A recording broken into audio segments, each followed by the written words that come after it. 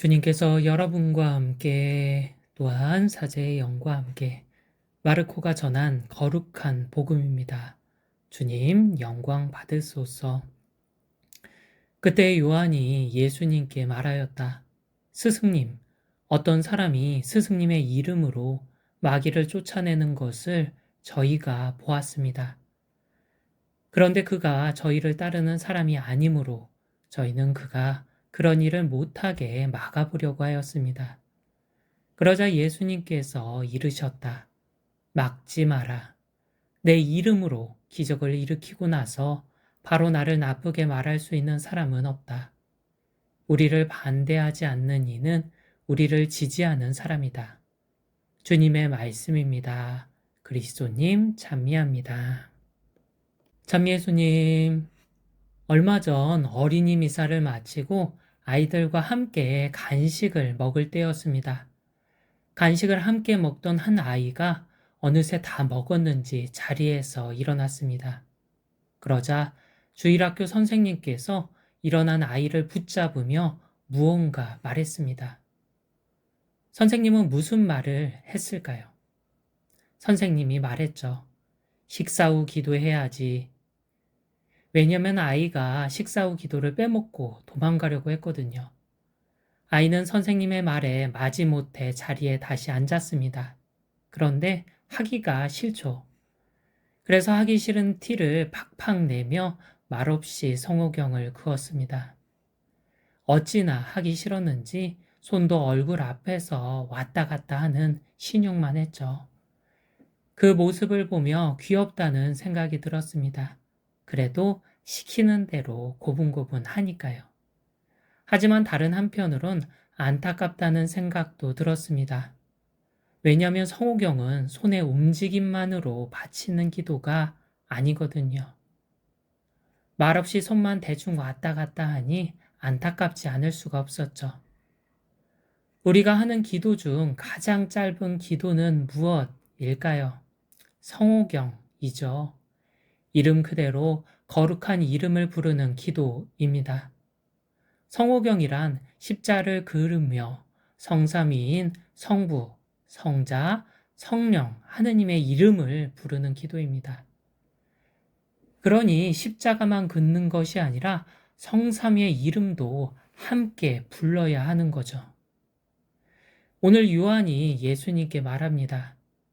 스승님, 어떤 사람이 스승님의 이름으로 마귀를 쫓아내는 것을 저희가 보았습니다. 그런데 그가 저희를 따르는 사람이 아니므로 저희는 그가 그런 일을 못하게 막아보려고 하였습니다. 오늘 복음에서 요한은 예수님의 이름으로 마귀를 쫓아내는 사람을 언급합니다. 그는 예수님을 따르는 사람이 아니었음에도 예수님의 이름만으로 마귀를 쫓아냈죠. 이에 요한은 그 일을 하지 못하게 막아보려 했다고 전합니다. 왜냐하면 그는 예수님으로부터 더러운 영들에 대한 권한을 받지 못했기 때문이죠. 마르코복음 6장 7절은 전합니다.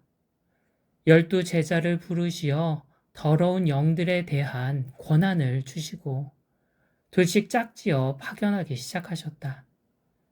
고난을 받은 12 제자는 떠나가서 예수님의 이름으로 많은 마귀를 쫓아냈습니다. 어느 누구도 해내지 못했던 놀라운 기적들이 예수님의 이름으로 일어났죠.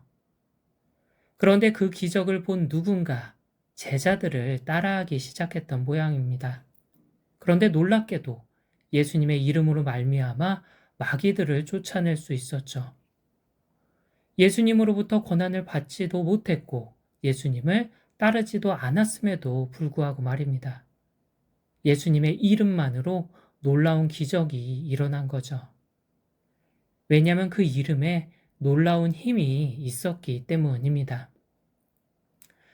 성호경은 우리가 바치는 가장 짧은 기도이면서 동시에 가장 많이 하는 기도입니다.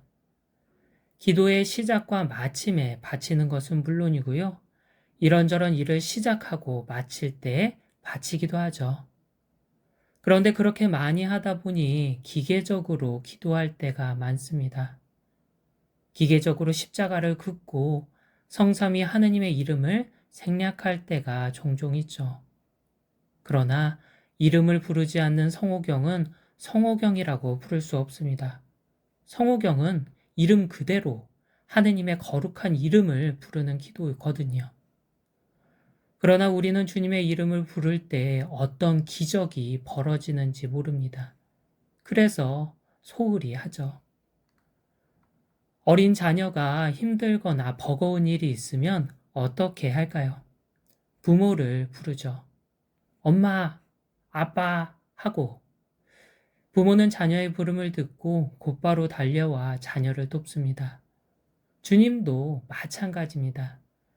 우리가 힘들고 버거운 일이 있으면 성호경을 그으며 주님의 이름을 불러야 합니다. 그때 주님은 내 부름을 듣고 곧바로 달려와 나를 돕거든요.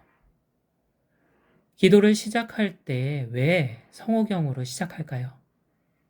기도는 주님과의 만남이기 때문입니다. 만나기 위해선 불러야 하죠. 주님을 부를 때 주님께서는 당신 이름을 듣고 찾아오시거든요. 그렇다면 기도를 마칠 땐 왜 성호경으로 마칠까요? 예수님께서 약속하셨기 때문입니다. 요한복음 14장 13절은 전합니다. 너희가 내 이름으로 청하는 것은 무엇이든지 내가 다 이루어 주겠다. 마칠 때는 내 청원이 이루어지길 바라며 바치는 거죠. 일을 시작하고 마칠 때 또 이와 비슷합니다. 일을 시작할 때는 지금 내가 하는 이 일에 주님께서 함께 해주시길 바라며 주님의 이름을 부릅니다. 내가 주님을 부르면 주님께선 당신 이름을 듣고 달려와 나를 도와주시거든요. 일을 마칠 때는 그 일에 좋은 결과가 있길 청하며 기도하는 거죠. 오늘 하루 나는 그동안 성호경을 어떻게 봉헌하고 있었는지 돌아보면 좋겠습니다. 십자가를 그으며 성삼위 하느님의 이름을 정성껏 부르며 봉헌했는지, 혹시 이름을 부르는 대신 손가락만 왔다 갔다 하지는 않았는지, 내가 주님의 이름을 부르지 않으면 주님께선 나를 찾아오지 않으십니다. 때때로 주님께서 내가 청하는 것을 들어주시지 않거나 내가 하는 일이 잘 풀리지 않았다면 주님의 이름을 제대로 부르지 않은 탓인지도 모릅니다. 그러니 기도를 하거나 일을 할 때에 있어서 하느님의 이름을 정성껏 부르며 성호경을 바치면 좋겠습니다. 부모가 자녀의 부름을 마다할 수 없는 것처럼 주님도 내 부름을 마다할 수 없습니다.